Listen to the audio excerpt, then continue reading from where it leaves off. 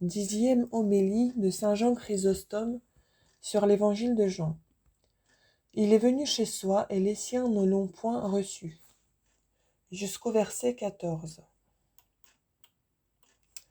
Dieu qui est clément, libéral et magnifique dans ses dons, Dieu, mes chers frères, n'oublie et n'omet rien de ce qu'il faut pour que nous brillions par l'éclat de nos vertus, parce qu'il veut que nous nous rendions dignes de son approbation.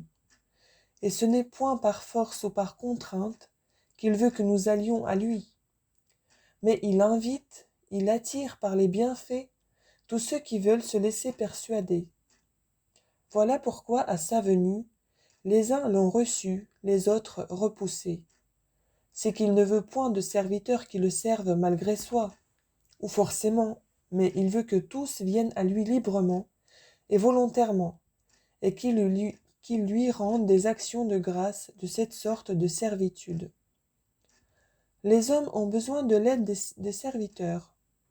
Voilà pourquoi ils les soumettent malgré eux à la loi de l'obéissance. Mais Dieu n'ayant besoin de personne, n'étant nullement sujet aux nécessités qui pèsent sur nous, et ne faisant rien que pour notre salut, laisse tout à notre libre arbitre et à notre volonté. C'est pourquoi il ne force et ne contraint personne, et dans tout ce qu'il fait, il n'a en vue que notre utilité. En effet, servir Dieu forcément et malgré soi, ce serait la même chose que de le point servir du tout. Pourquoi donc, direz-vous, punit-il ceux qui ne veulent point lui obéir? Et pourquoi a-t-il menacé de l'enfer ceux qui ne gardent pas ses commandements? C'est parce qu'étant bon, il prend en grand soin de nous, quoique nous ne lui soyons pas obéissants, et qu'il ne s'éloigne et ne se retire pas de nous, lors même que nous nous dérobons et que nous fuyons. Or, comme nous n'avons pas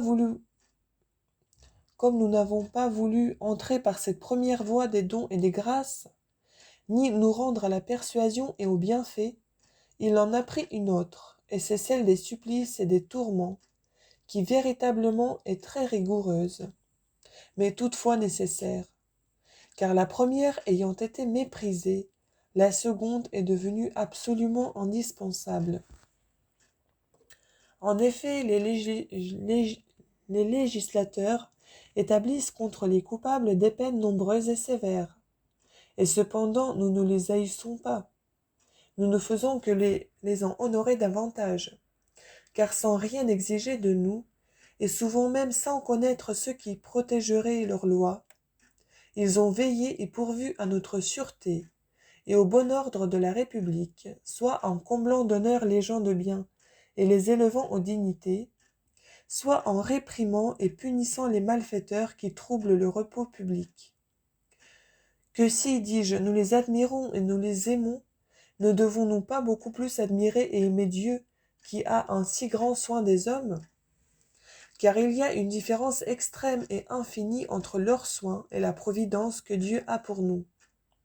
Certes, les richesses de sa bonté sont ineffables et surpassent tout ce qu'on en pourrait dire. Ici, mes frères, renouvelez votre attention. Il est venu chez soi, non par nécessité,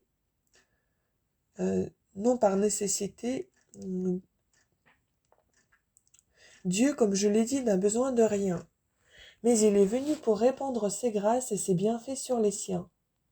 Et quoiqu'il soit venu pour leur utilité, pour leur faire du bien, ceux qui étaient les siens ne l'ont point reçu, ils l'ont au contraire rejeté. Et encore ne s'en sont-ils pas contentés, mais après l'avoir rejeté hors de la vigne, ils l'ont tué. Évangile de Matthieu, chapitre 21, verset 39. Néanmoins, il ne les a point exclus de la pénitence, mais il leur a promis que si, après une action si noire et si détestable, ils voulaient laver leurs crimes en croyant en lui, il les rendrait égaux à ceux qui n'ont rien fait de semblable, et même à ses amis les plus dévoués. Au reste, je ne parle point en l'air ni pour vous faire illusion. Tout ce qui est arrivé à saint Paul en rend un assez éclatant témoignage. Paul avait persécuté Jésus-Christ après sa mort. Il avait lapidé par les mains de plusieurs Étienne son martyr. Mais quand il eut fait pénitence, qu'il eut condamné ses premières erreurs et se fut rallié à celui qui l'avait persécuté, le divin Sauveur le mit aussitôt parmi ses amis, et au premier rang, en chargeant de l'annoncer et de répandre sa doctrine dans tout le monde. Ce blasphémateur, ce persécuteur, cet impie, ainsi que dans la joie dont son âme est pénétrée en songeant à la miséricorde divine, il ne rougit pas de le déclarer lui-même. Que dis-je? Il ne craint pas même de rendre public à la face de tout l'univers, dans ses épîtres, et de graver pour ainsi dire sur une colonne les crimes qui avaient précédé sa conversion. Persuadé qu'il était mieux d'exposer à la censure publique sa vie passée, afin que la grandeur du bienfait qu'il avait reçu de Dieu parût et éclatât manifestement, que de laisser dans l'ombre cette infinie et ineffable bonté dans la crainte de dévoiler aux yeux de tous ses propres égarements. Voilà pourquoi il parle très souvent des persécutions qu'il a dirigées contre l'Église, des pièges qu'il lui a tendus et des guerres qu'il lui a faites. Tantôt il dit « Je ne suis pas digne d'être appelé apôtre parce que j'ai persécuté l'Église de Dieu. » Première épître aux Corinthiens, chapitre 15, verset 9.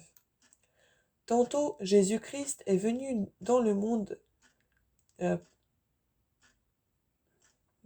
sauver les pécheurs, entre lesquels je suis le premier. Première épître à Timothée, chapitre 1, verset 15. Et encore, vous savez de quelle manière j'ai vécu autrefois dans le judaïsme, et avec quel excès de fureur je persécutais l'Église de Dieu et la ravageais. Épître aux Galates, chapitre 1, verset 13. C'est en effet comme pour reconnaître publiquement la patience dont Jésus-Christ avait usé à son égard, en montrant quel homme, quel ennemi lui avait dû son salut, que le saint apôtre raconte ainsi librement la guerre qu'il lui faisait au commencement avec tant de fureur, donnant aussi par là une bonne espérance à ceux qui auraient pu se désespérer. Car il dit que Jésus-Christ l'a reçu à pénitence, et lui a fait miséricorde afin qu'il fût le premier, en qui le divin Sauveur fit éclater son extrême patience, et les immenses richesses de sa bonté, et qu'il devint comme un modèle et un exemple à ceux qui croiront au Seigneur, pour acquérir la vie éternelle. Première épître à Timothée, chapitre 1, verset 16. Les hommes avaient commis des crimes trop énormes et trop grands pour en pouvoir jamais attendre le pardon, et c'était pour le faire connaître que l'évangéliste disait « Il est venu chez soi, et les siens ne l'ont point reçu. » D'où est-il venu celui qui remplit tout, qui est présent partout? Quel lieu a-t-il quitté celui qui tient et renferme tout dans sa main? Véritablement, il n'a quitté aucun lieu. Et comment le pourrait-il? Mais il semble en quitter un en descendant chez nous. Comme étant dans le monde, il ne paraissait pas y être, parce qu'il n'y était pas encore connu. Il s'est ensuite fait connaître lui-même lorsqu'il a bien voulu se revêtir de notre chair. Et c'est cette descente et cette manifestation que l'Écriture appelle sa venue. Il y a de quoi s'étonner ici, mes chers frères, que le disciple ne rougisse pas de l'outrage qui a été fait à son maître, qu'il ne craigne pas de le consigner par écrit, mais cela même montre parfaitement son ardent amour pour la vérité. À bien considérer les choses, c'est pour les offenseurs qu'il faudrait rougir, et non pour l'offensé, qui n'a fait que croître en gloire, pour s'être montré si charitable envers ceux qui l'avaient outragé. Mais eux, au contraire, ont été regardés de tout le monde comme des ingrats et des scélérats, pour avoir chassé comme un adversaire et un ennemi celui qui était venu leur apporter tant de bien. Et ce n'est point encore là tout le tort qu'ils se sont fait. Ils ont en outre été exclus des dons et des grâces qu'ont obtenus ceux qui l'ont reçu. Mais, dit saint Jean, il a donné à tous ceux qui l'ont reçu le pouvoir d'être faits enfants de Dieu. Pourquoi, ô bienheureux évangéliste, ne nous racontez-vous pas le supplice auquel ont été livrés ceux qui ne l'ont point reçu? Vous vous contentez de nous apprendre qu'ils étaient les siens, et que le Maître étant venu chez soi, les siens ne l'avaient point reçu. Mais vous n'avez point ajouté ni à quelle peine ils sont destinés, ni quel sera leur supplice. Cependant, si vous le leur aviez découvert, vous les auriez rendus plus timides et plus retenus, et par la menace que vous leur auriez faite, vous auriez pu amollir la dureté de leur cœur orgueilleux et superbe. Pourquoi donc êtes-vous demeurés dans le silence? Mais est-il en plus grand supplice, répondra-t-il, que de n'avoir pas voulu soi-même être fait enfant de Dieu, en ayant reçu le pouvoir, et de s'être volontairement privé d'une si éminente dignité et d'un si grand honneur? Et toutefois, de n'avoir pas reçu ce don et cette grâce, ce n'est point en cela seul que consiste le supplice qu'ils subiront. Ils seront aussi jetés dans un feu qui ne s'éteindra point. L'évangéliste l'a dans la suite plus ouvertement déclaré. En attendant, il raconte les biens ineffables que recevront ceux qui l'ont reçu, et il les explique dans ce peu de paroles. Il a donné à tous ceux qui l'ont reçu le pouvoir d'être faits enfants de Dieu, soit serviteurs, soit libres, soit grecs, soit barbares, soit scythes, soit ignorants, soit savants, soit hommes, soit femmes, soit enfants, soit vieillards, soit ceux qui sont honorés, soit ceux qui sont méprisés, soit riches, soit pauvres, soit princes, soit particuliers. Tous, dit-il, tous reçoivent le même honneur. La foi et la grâce du Saint-Esprit, autant l'inégalité des conditions humaines, les réduit toutes en un même état, n'en fait qu'une seule marque du même sceau royal. Est-il rien d'égal à cette bonté? Un roi formé de la même boue que nous ne daigne pas enrôler dans son armée royale, s'ils ont été dans la servitude ses pareils, ses semblables, dont beaucoup peuvent valoir mieux que lui. Mais le Fils unique de Dieu ne dédaigne pas d'écrire au livre de ses enfants les publicains, les magiciens, les esclaves, et les plus vils de tous les hommes, avec une foule d'estropiés et d'infirmes. Tant est efficace la foi en Jésus-Christ, tant sa grâce est grande et puissante, et de même que le feu n'a qu'à toucher en minerai pour en faire aussitôt de l'or, ainsi et encore mieux, le baptême change la boue en or chez ceux qu'il purifie. L'Esprit Saint comme un feu tombant alors dans nos âmes, et consumant l'image de boue, la refont pour ainsi dire et en forme une image nouvelle, céleste et brillante. Et pourquoi l'évangéliste n'a-t-il pas dit « Il les a fait enfants de Dieu », mais il leur a donné le pouvoir d'être faits enfants de Dieu. C'est pour montrer que nous avons besoin de beaucoup d'attention et de soin pour conserver pure et sans tache l'image de l'adoption, qui a été imprimée en nous dans le baptême, et pour faire connaître en même temps que personne ne peut nous ôter ce pouvoir, si nous ne nous en dépouillons pas nous-mêmes les premiers. Si ceux qui ont reçu mandat des hommes pour traiter quelque affaire ont presque autant de pouvoir que ceux qui leur ont donné commission, à combien plus forte raison, nous qui avons reçu de Dieu cette dignité, si nous ne faisons rien qui nous en rende indignes, serons-nous puissants et les plus puissants de tous les hommes, puisque celui qui nous y a élevés est lui-même tout ce qu'il y a de plus grand et de plus excellent. Saint Jean veut encore nous apprendre que la grâce même ne se répand pas indifféremment sur toutes sortes de personnes, mais seulement sur les hommes de bonne volonté. C'est à eux qui est donné le pouvoir d'être faits enfants de Dieu, car s'ils ne le veulent point, ce don n'arrive pas, et l'effet est nul.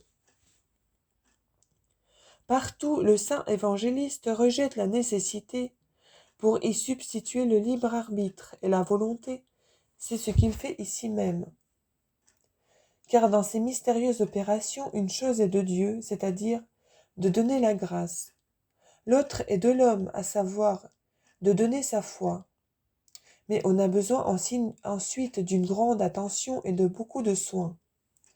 Pour conserver la pureté de l'âme, il ne suffit pas seulement d'être baptisé et de croire, mais il faut, si nous voulons jouir toujours de cet aimable don, il faut mener une vie qui en soit digne, et Dieu a voulu que cela fût en notre pouvoir. Le baptême nous fait renaître par une génération mystique et spirituelle, et lave les péchés que nous avons commis auparavant.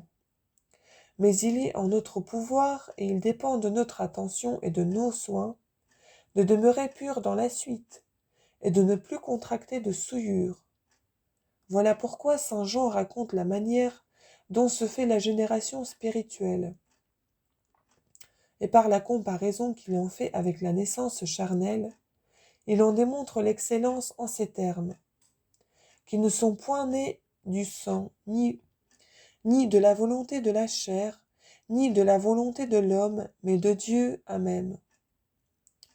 Et il a ainsi raconté afin que, connaissant la bassesse de la première qui vient du sang et de la volonté de la chair, et qu'ayant compris la dignité et la sublimité de la seconde que la grâce produit, nous concevions de celle-ci une grande et une juste idée, répondant à la majesté de celui qui l'opère, et que nous apportions ensuite beaucoup de soin à la conserver dans toute sa pureté.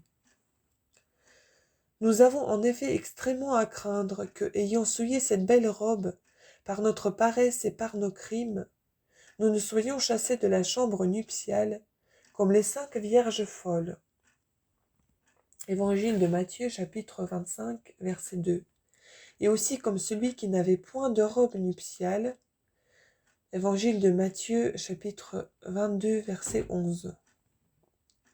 Cet homme était du nombre des conviés. Il avait été invité aux noces, mais étant appelé, ayant reçu en si grand honneur, il fit un affront, une injure à celui qui l'avait invité.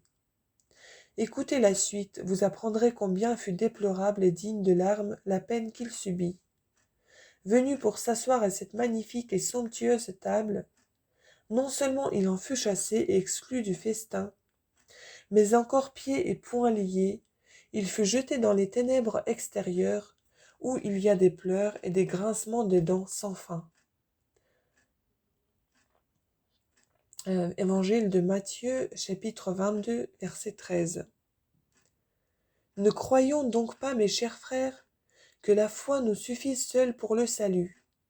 Si nous ne rendons notre vie pure et sainte, si nous approchons du roi vêtu d'une robe indigne de notre heureuse vocation, rien n'empêchera que nous ne soyons traités comme ce misérable. Il est absurde que celui qui est Dieu et roi tout ensemble, ne rougissant pas d'appeler des hommes vils et méprisables, et de les faire chercher dans les carrefours pour les inviter à sa table, nous soyons encore si lâches et si insensés, qu'après un si grand honneur même, nous ne devenions pas meilleurs,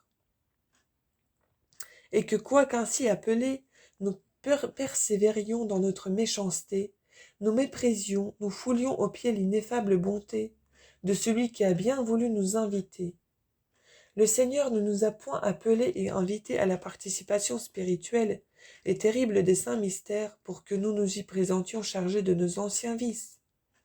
Il veut que, changeant de vie et nous purifiant de nos iniquités, nous nous revêtions de la robe que doivent porter les convives d'un roi. Que si nous ne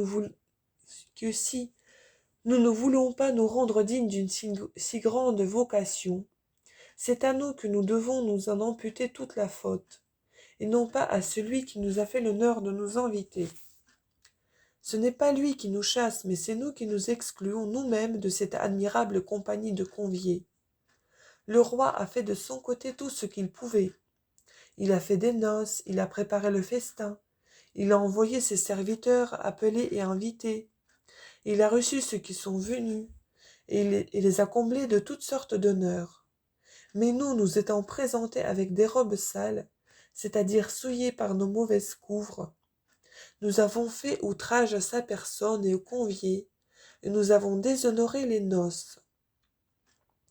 Voilà pourquoi nous en sommes enfin justement exclus. Le roi, chassant de la sorte les téméraires et les insolents, a honoré et les noces et les conviés. Il eût paru lui-même leur faire outrage, s'il avait laissé parmi eux ceux qui étaient revêtus de robes sales. Fasse le ciel que personne, ni de nous, ni des autres, ne soit du nombre de ces indignes conviés, et n'éprouve leur triste sort. En effet, ces choses ont été écrites avant qu'elles arrivent, afin que les menaces qui nous en font les saintes écritures, que nous en font les saintes écritures, nous portant et nous engageant à changer de vie et à devenir gens de bien, nous ne tombions pas dans une si grande honte, ni dans un si terrible supplice, mais que nous ne les connaissions que par ouï-dire, et que nous nous présentions revêtus d'une belle robe au lieu où nous sommes appelés. C'est ce que je vous souhaite, mes frères, par la grâce et la miséricorde de notre Seigneur Jésus-Christ, par qui et avec qui la gloire, l'honneur et l'empire soient au Père et au Saint-Esprit, aujourd'hui et toujours et dans tous les siècles des siècles, ainsi soit-il.